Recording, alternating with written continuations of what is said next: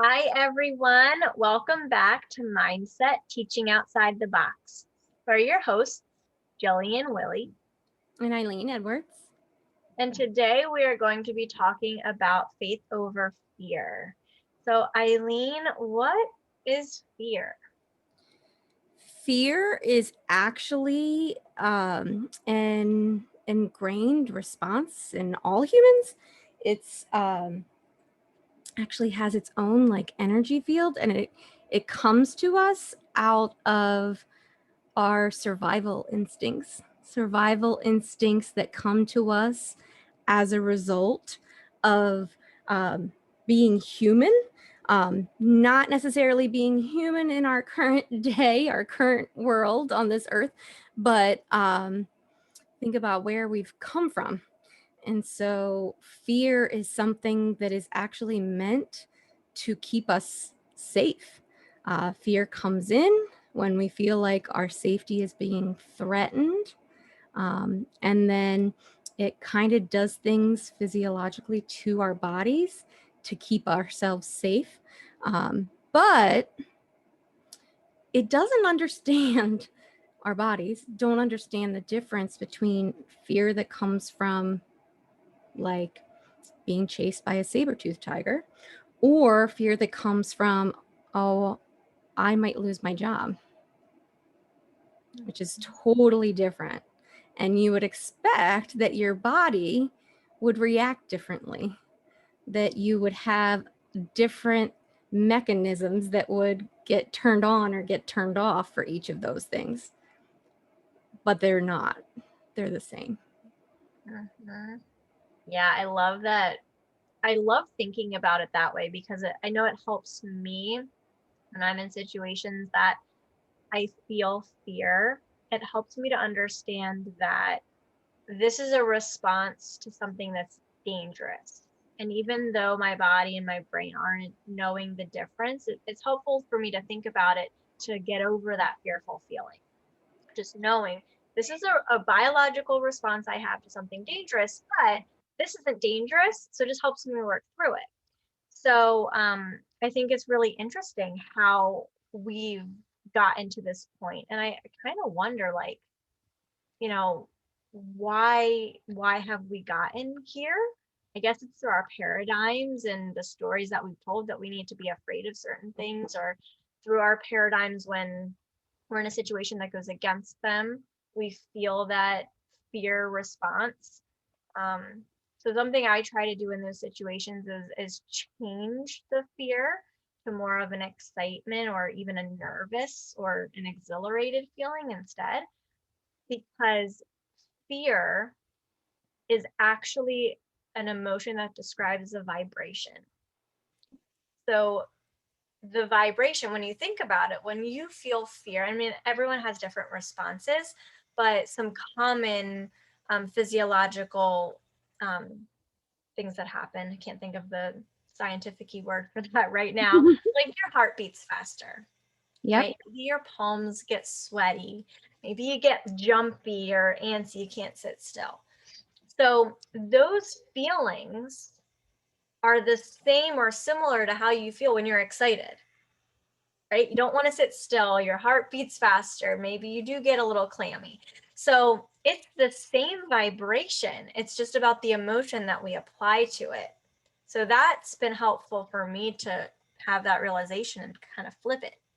Yeah, and it's interesting because it is like the same, um, like those things that you do notice, or are more likely to notice. But what you don't notice is that internally, things that are happening that is different between excitement and fear.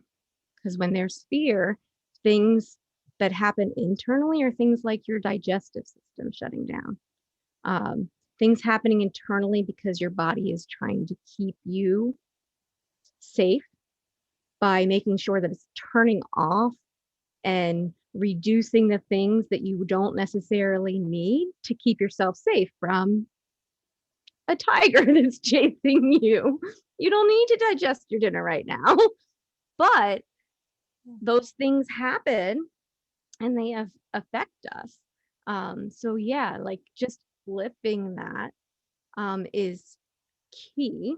And there was something else that I didn't want to interrupt you when you were talking, but you were talking about like um, the energy that comes from those two things.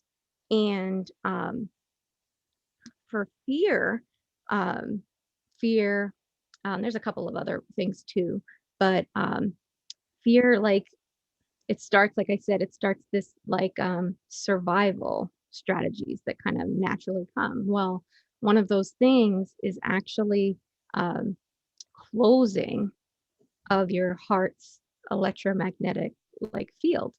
And so that field is extremely powerful. But fear can actually, um, it'll actually like close it. It'll shut that kind of down as a protection, as a way to keep you safe. Um, and that can lead to lots of different issues. Um, but it makes sense. It makes sense that that would happen if it's trying to keep you safe. But with most of the things that we're dealing with nowadays as humans, it's not that we're not safe. Mhm. We're not the prey of a predator that's out there in most cases. Mhm. Yeah, it is interesting how that evolution, how things have changed. But I thought it was really interesting what you said about the heart and the energy and how fear plays into that. And I know we were saying earlier how it makes sense that like heart disease and different heart issues, are so prevalent today because we know that whatever we think about, whatever we don't deal with, right, whatever's in our body manifests. So it just kind of shows the importance of dealing with that fear. Mhm. Whatever coping mechanism we use, we can't hold on to it, or it's just going to manifest in something, whether it's heart related or not. It's not going to be a good thing. Mhm. No, and I feel like the heart is a key to a lot of things. I mean, it is one of the number one killers that we have out there is heart disease.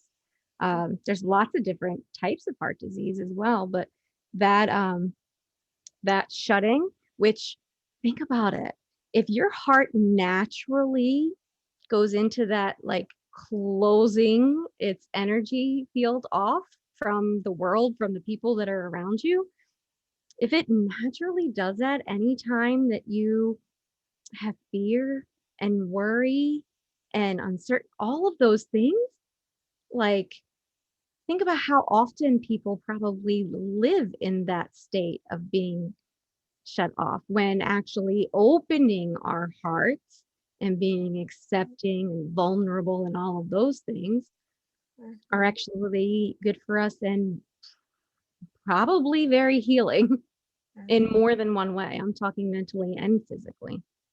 Mhm.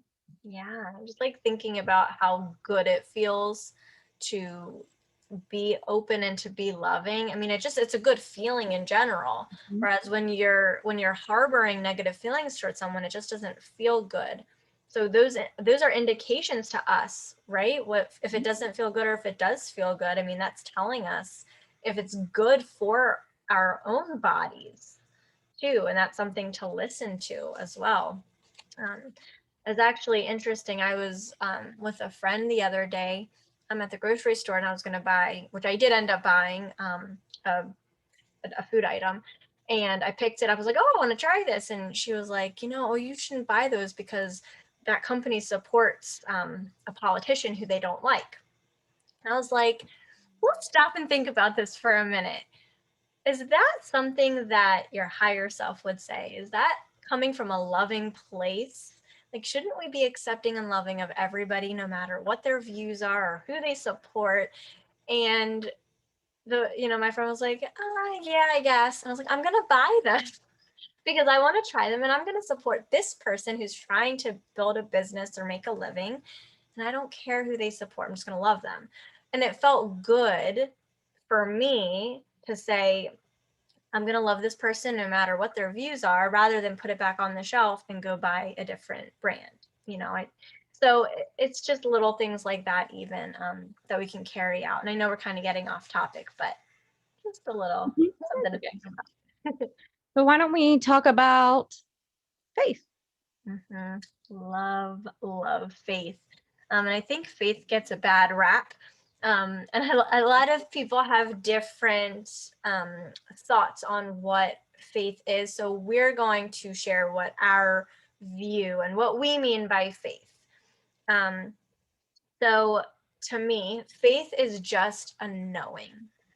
It is beyond belief. It's like that 100% concrete, without a shadow of a doubt, just a knowing. So, like when I walk outside of my house, I have faith that gravity is going to keep me grounded and I'm not going to float away into space. Mm-hmm. I don't think about it twice. I don't question it. I just know 100% I'm going to stay grounded, and I do. Or like when, water boils, you set your water pot to boil. You don't sit there, and I know you've mentioned this example before, you don't sit there and watch it and say, oh my gosh, is it going to happen?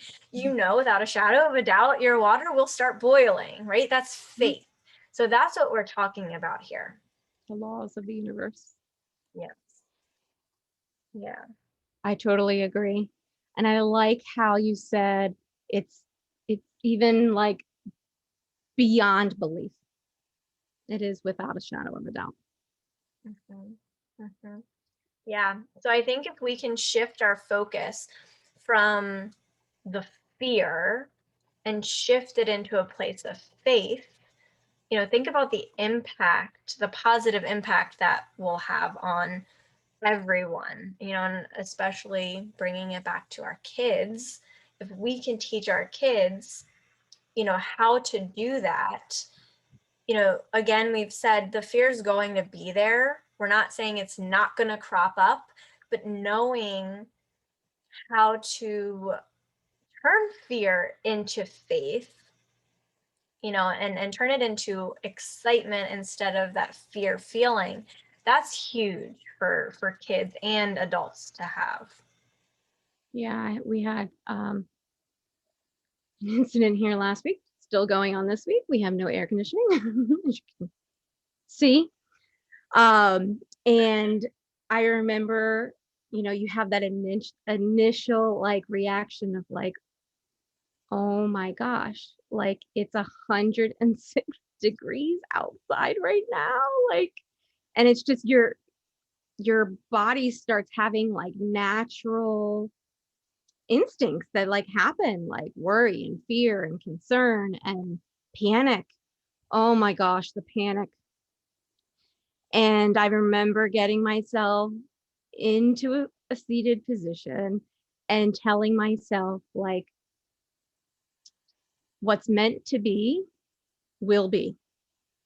I'm accepting and grateful of all that is, because really it is what it is. Do you know what I mean? Like, this is happening. And for whatever reason that it's happening, whatever reason that this lesson or experience has been brought into my life, I'm accepting and grateful for it, whatever it is that's going to come out of it. And that what is meant to be, what's meant to come of this experience will come. Me resisting it, fighting it, panicking over it, being fearful over it, wasn't going to get it to go away. Do you know what I mean? But being in a mindset of being acceptive and being proactive so that I could clearly like think on, positive action, and being there for my family, even like I was saying earlier, like allowing my heart to open and being accepting and calming of everyone around me, totally shifted how that situation was going. And so definitely recommend being able to, stop, pause, being mindful, centering. I mentioned earlier, I think before we started recording, getting yourself into nature.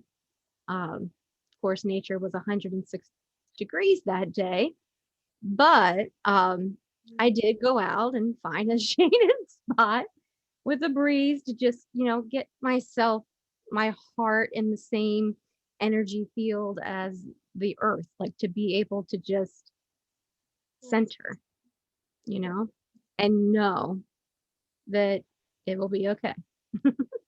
What's meant to be will be. I think that's a great technique.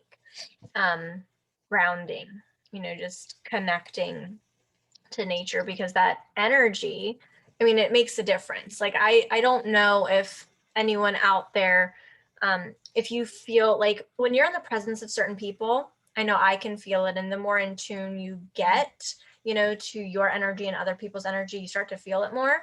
But it's kind of the same thing, and I'm going to relate this back, I promise. But I have become so in tune to energy that when I'm in the presence of somebody, I feel their energy. So it's just like this feeling of, this is a great energy. It's a happy energy. I like, usually it's like you like the person and you don't know why. Maybe that's because of their energy. Same thing for someone who's in a bad mood or grumpy, has a bad energy. They have something negative about them. And especially if you feel that way about somebody and you don't really know them, that's why they have negative energy. So it's the same thing with nature. Nature has an energy, and we are very connected to nature. So just going outside with bare feet and touching the ground or touching a tree, that really does rejuvenate your energy. And they actually make like grounding pillows and grounding mats and stuff. So I have a friend actually who has both of those things. So like the grounding mat goes under like his desk, so you can like put your feet on it, and it has the energy of nature. So that's kind of cool. And then like the pillow he sleeps on at night. So, you kind of get that grounding energy while you're sleeping too. So, but it is very powerful, just to get outside and ground yourself, if you're feeling any kind of negative feeling, but in this case, fear. Yeah, absolutely. Absolutely. Sorry.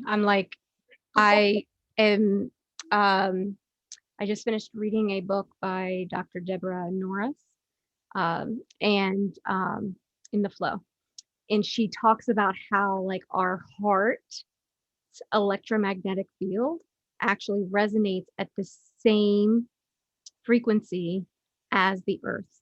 Well, the Earth's average frequency. So of course, Earth, huge. Um, it kind of fluctuates, but its average is around 7.83, something like that. And that's typically where our heart would resonate. So it makes sense that, we spend time in nature, that we're going to feel grounded, that we're going to feel at ease. So a strategy that I even heard from a meditation teacher once is like, when you're trying to get yourself centered or grounded, you can place your hands in your lap, palm down. It's almost like as a like grounding yourself, like kind of centering yourself into the earth. Or the other way around, you can put your hands face up if you're trying to kind of transmit a sense of like openness and acceptance.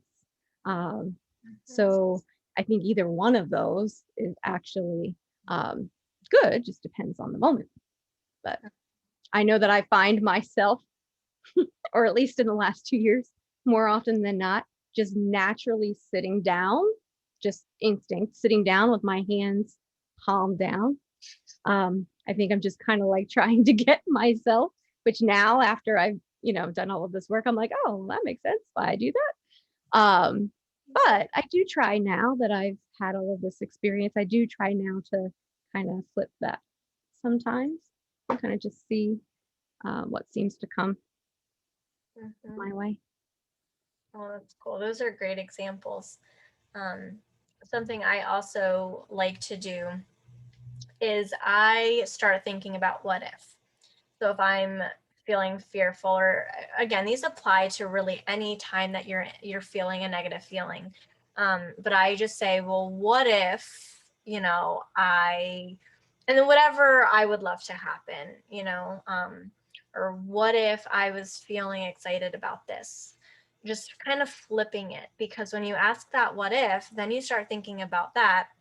You can only think about one thing at a time, and it starts getting you, either to see the good in the situation or to think about what you would love to happen in the future.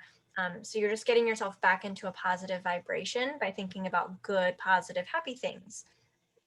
Oh, and I just lost my thought. Oh man. I was doing a meditation. Maybe it'll come to you when I'm talking about this because it relates to what you were just saying. I was doing leading a meditation the other day on worry. Like that was like our focus.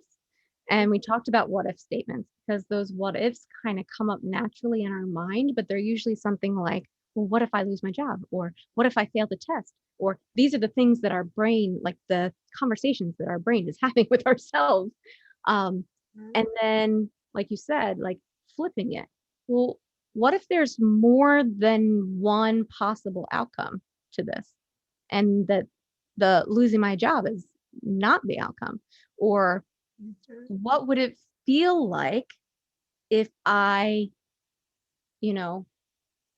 some other thing that maybe is a more happy or excited feeling, but what if, and whatever the alternative could be? What would it feel like if this happened instead?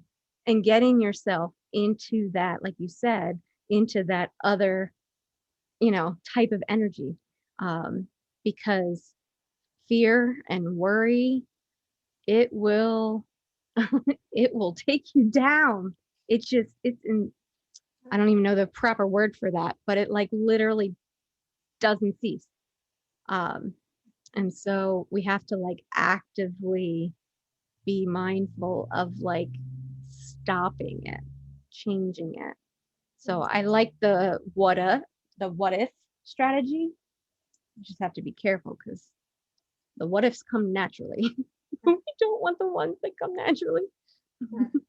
Yeah, I think that's a good point, that it's about being deliberate Yes. about what your what ifs are that Yes. you're thinking about. Yeah. Yeah, those were great examples. I love that. I did not get my thought back. It was like I was so close, but you know what? I'm letting it go. And if I was meant to share it, it'll come back to me. Exactly. But I do want to share. So we've been talking about, your mind has to be convinced, like to the point that there is no convincing you of the opposite, right? So it's this all knowing, and your thoughts are your truth. So you can have faith in something different than somebody else. It doesn't matter if, you and I can be sitting here talking, Eileen, and I can say I have faith in this, and you could say I don't, and that's okay, right? Because our truths, or our thoughts, excuse me, are our truths. So that is okay. And I love thinking about faith in this way. So, excuse me, I like to think about, sorry about that.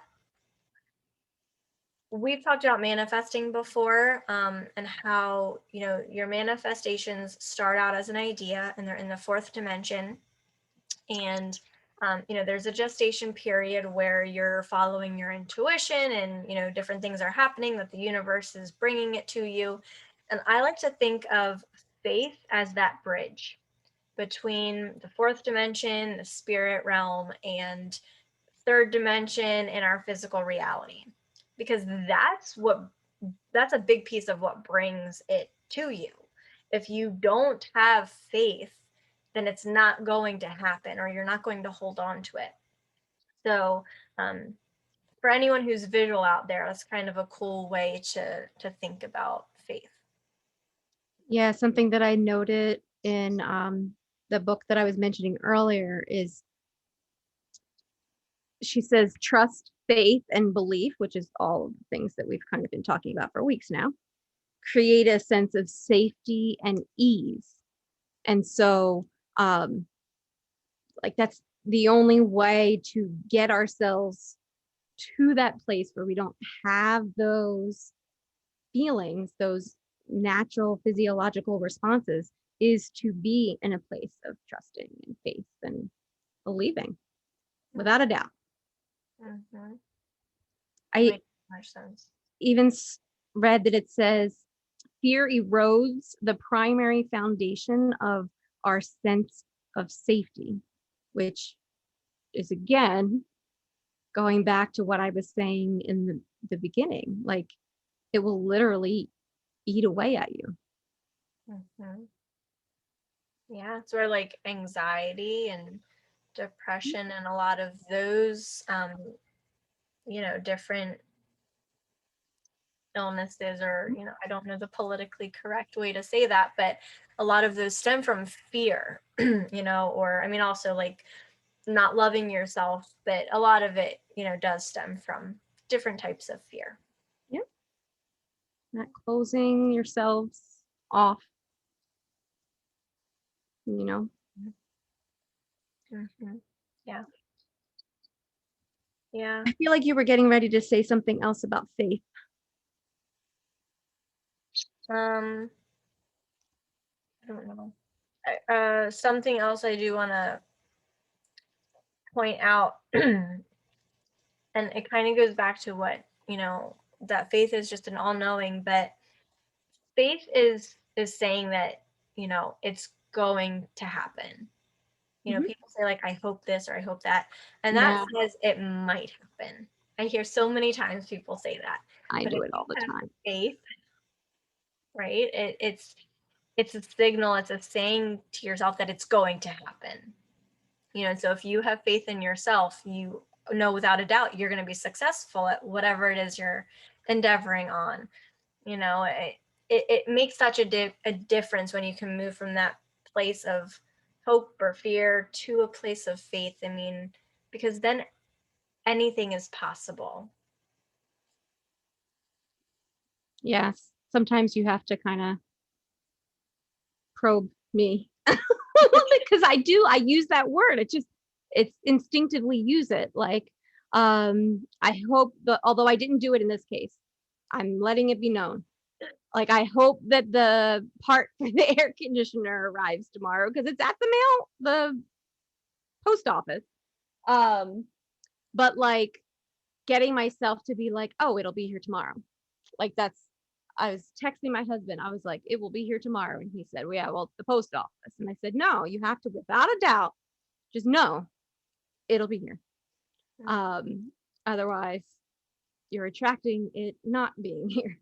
My daughter and I were watching, you've probably seen this before, the movie Secret, um, You know what? I have Bob seen, Proctor.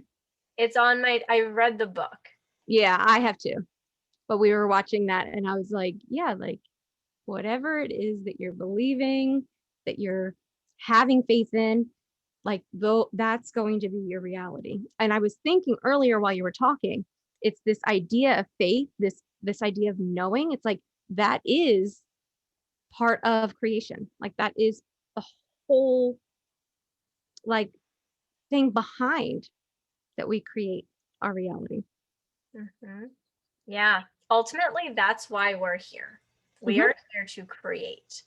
This is kind of getting off topic, but um, we are the highest form of creation. There are Yeah. plenty of like other creatures on the earth, but they don't have nearly as much capability as we do. They have the survival instincts, but they don't have all the mental faculties that we have. And our biggest gift to give back to the universe is to just keep creating. Mhm. Love that. Absolutely.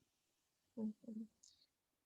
So just, putting it out there to all of our viewers, when you feel fear, which again is so natural, people who have been studying this material for, years upon years upon years feel fear. It is natural, but just moving it to a place of faith and trying some of the strategies that we talked about, it will make such a difference in your life and teaching our children, because that is so important.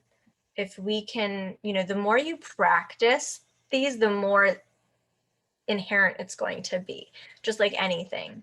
If we can get our kids to a place where they feel fear and then, oh, no, I'm going to flip this, and they can flip it on its head and they can, move to a place of faith. I mean, just imagine how much we can do if we live in a place of knowing rather than a place of fear. I agree. Totally agree. And I feel like that there are strategies. I think we've talked about a couple of them, but there are ways to like flip it. Like you talked about the flipping, like the questions, but like there are ways to um, raise your frequency. There's ways to like open your heart, like doing loving kindness practices, gratitude. There are ways to get yourself to open your heart's center, your heart's electromagnetic field, like to open it and be in a place where it's like fear can't survive. You have, but it's definitely takes work. Mm-hmm. Yeah, thank you for that. That's awesome. And Eileen, I know you had an announcement you wanted to share, right? Yes. So we are now also on YouTube. So, yay. So you can find our YouTube channel. It is same name as our Facebook group, Mindset Teaching Outside the Box. So now you can catch us whether you're into and skilled with podcasts or if you're into and skilled with YouTube, which seems almost everybody is. And so you can find us in both of those places. If you're on YouTube, then make sure that you, I think it's subscribe is what it's called on there. So make sure that you subscribe so you can see all of our updates that come out every Wednesday. And if you haven't already joined our Facebook group, our Facebook community, Mindset Teaching Outside the Box, then make sure you join there because we can share lots of resources there and kind of talk and answer questions also, which is nice. Yep. Yeah, thank you for that, Eileen. It's really cool to be expanding. So thank you everyone for your support. As always, we are so grateful for you, and we will see you next week.